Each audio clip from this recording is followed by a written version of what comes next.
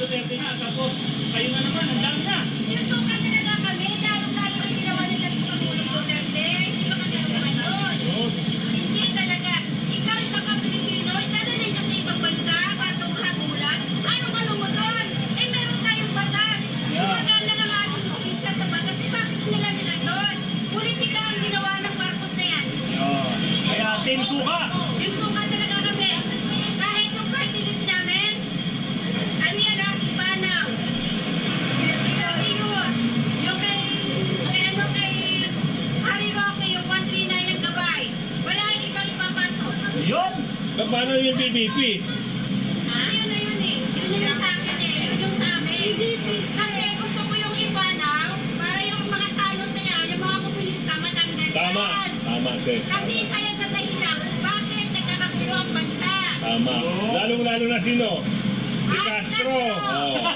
Si Castro. Si Rosan. Yan. Raul Manuel. Yan. O yan. Di ba na mga yan, ang mga CPP-NP? Yan. Ito. Oo. Sila ang nagpapagulo saan? Tingnan ko. Sa Pilipinas. Hindi, nagagalit ako kasi... Ayun, tama. Ilabas lang. Pero ano sigaw ng mga taga-Hong Kong? OFW ng Hong Kong? Yan. Okay. So, Straight tayo, PDP. punta rito. Straight, PDP. So, sino yung fake news na vlogger na yun? Ay, pumunta rito. Punta rito na... Oo, pumunta na. Malakas daw ang... Walang mukha niya. Kapal ka ng mukha mong vlogger ka. Nag-survey daw sila rito. Nag-survey sila rito eh. March na, nung pumunta si Pangulo doon sa Banchay. Oo. Makita nila mga Pilipino doon kung sulit o terpina. Oo, kita nyo? Tapos sabihin nila bayad yun. Hindi na yung bayad yan. Bayad yun. Saan? Eh kami mga nagbigay na ng pagkain namin para lang makapila doon. Oo. Fake news pala na binayaran silang tigit 300 daw. Oo. Wala, nandoon kami lahat. Gagastos na kami, hindi kami magpapabayad. Oo, kita nyo na? Kahit kami, hindi Diba? kami kakakain. Yung oras pa namin. Diba? Kita nyo? Gagastos na kami. Hindi kami magpapabayad. Kaya dito sa Hong Kong, ang mga kababayan natin, solid PDP. 10. Oh, walang itatapon. Wala. Salamat eh ah. Kapag first offense eh, pwede pa yan. Hindi ka pa muna patawad. Kaya pag second offense na yan, magpapalik ka na. Ang malalaman nila kung naka-second offense ka na. Kasi nakikita eh. Okay. Eh sa atin, binigyan tayo ng ID pero wala ang silbi, no? Wala nga. Pero maganda yung Pag naka-apply ka ng national ID sa Pilipinas, may passport ka na nga, dapat ka pa may isa pang valid ID. Gusto ko po, hindi ka ba kontento sa passport? Hindi ko na ID. Kaya nga.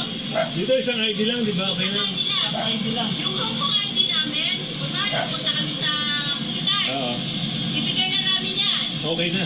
Babayad kami ng $180 para yan sa ano. Lahat ng pwedeng i-excite sa katawan mo, maa-avail mo na yan. Wow! Bakit hindi kaya sa atin? Eh paano? Kinukurap nila yung pera. Oh, Di ba tingnan si Tampalistos? yung piso ng PhilHealth, di ba? Bistado na sila. Diyos ko, ang PhilHealth, 90 billion.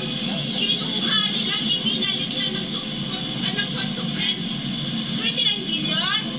Kaya ang problema natin doon, sabi ate, ibabalik next year pa raw. Ay, di wala na. Inuutos na ng Korte Suprema. Oo. Babayad kami ng PhilHealth. Wala na Wala nang papakinabangan. Sila ang nakikinabang. Sa inyo mga kasama. Galit na galit. Ang pagkuskus ng kubeta rito, sisigawan ka ng amo, yung pagkain mo, mga leftover pa. Tapos, ang pera na pinapadala doon, yung mga limit namin, ibubulsa lang nila kung kapalabuhan. Oh, galit na galit ang mga taga Hong Kong dito ha. Oh, yung nagpe-fake news na malakas ang BBM dito, naku. Fake news na talagang BBM na yan. Oo. Eh, di ba 14 na lang ngayon yan? Oh, di ba? Ang rating. Yung survey nga, 14 na lang yan. Oh, kita mo, wala na talaga. Bagsak na bagsak Eh, na. dapat yung sa ganyang survey, yung 14 dapat mag-resign na yan. Kaya nga namin na sinusurvey mga OFW sa Hong Kong para malaman namin kung sino talaga ang malakas. Kasi binabalita nila, Pag 14 na yan, Wala na. ibig sabihin, ang tao, hindi na nagtitiwala sa'yo. Yan. Ang gagawin mo. oh, yan, makinig kayo. Oh, Bumaba ka na. Bumaba ka na. Bumaba ka na kasi hindi ka na Nako, yan ang sinasabi Oh, sa akin natin. naman nun. O halimbawa, OFW sa Taiwan, pinakikilaban nila doon. Eh bakit may kiksado sila sa China? Kaya Dahil nga mas eh. pera ng makukuha nila sa Amerika. Ano makukuha nila doon? Oh, yan. Kaya kasabi nga ni PRD, ang bansa natin, iisa lang yan. Oh. Ibig sabihin natin, gusto na naman nila ng pera.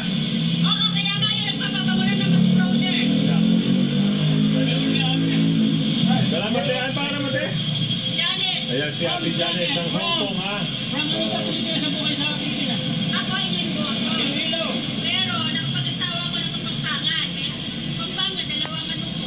Ayan. Ingat kayo dito tayo ha. Salamat ha. Mister mo sa